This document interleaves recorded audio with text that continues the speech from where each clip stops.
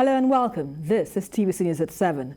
We begin with Nigeria's insecurity, especially in the attacks in Northwest and North Central, which has continued to undermine the security challenge in the country and is making security forces to constantly review their strategies. Reports indicate an increase in activities of terror groups with links to Boko Haram. Our correspondent Sifon Essien reports. Communities in Rijau, Munia and Shiroro local councils of Niger State have recorded some of the worst attacks by gunmen in recent months. The situation is no different in neighboring Kaduna State, where attackers of the Kaduna-bound train continue to hold an unspecified number of passengers captive amid negotiations to secure their freedom. At least 1,545 persons have been killed by terrorists in the first quarter of 2022, according to a report by Nigeria Mons. The report also disclosed that at least 1,321 persons were kidnapped by terrorists in the same period. The Northwest and North Central continue to witness an increase in the activities of terror groups. It has emerged that the attackers of the Kaduna-bound train had elements of a faction of Boko Haram. Terror groups such as Ansaru are active in parts of Kaduna and Niger states. Reports indicate the group has links with Al-Qaeda, and its collaboration with local bandits poses grave consequences.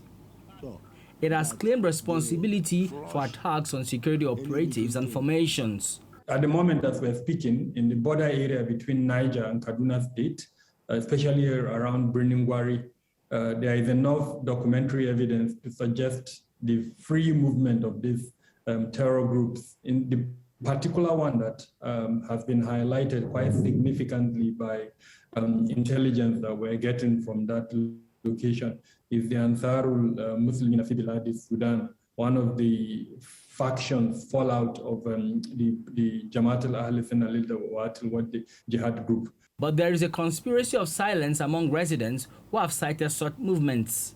It's very easy for us to blame people in the Rijana area of Kaduna State.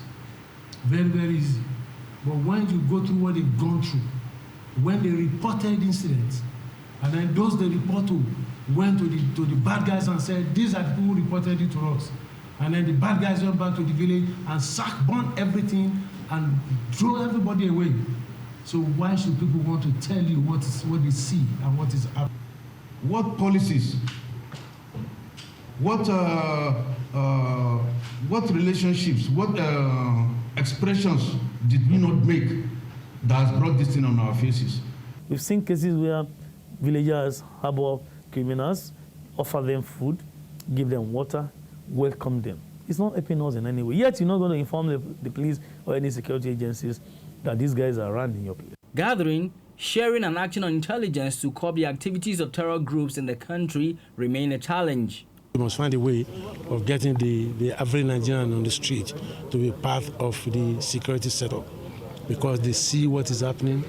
If they don't pass the information, we will only be reacting. You don't just share information with somebody you know. The fact that you're a landlord and you have a tenant who is a police officer or DS officer doesn't give you the room to just share information with such a person, because it's good. No. I always encourage Nigerians to go to the head of any formation. If it is a divisional level, go to the DPO, because he has a responsibility to carry out. Efforts are on to overcome the challenges. One of them is this training on security and intelligence management at the Defense Intelligence College. Beyond intelligence, experts like Mr. Adamu say implementing a national security strategy is the way to solving the problem.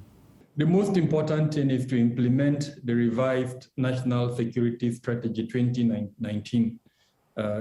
Change the current state-centric approach to security to a human-centered approach to security. In the meantime, security forces continue to scale up operations against fighters of the terror groups.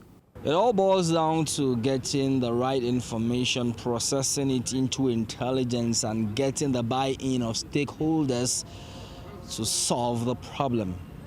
Sifon Essien, TVC News, Abuja.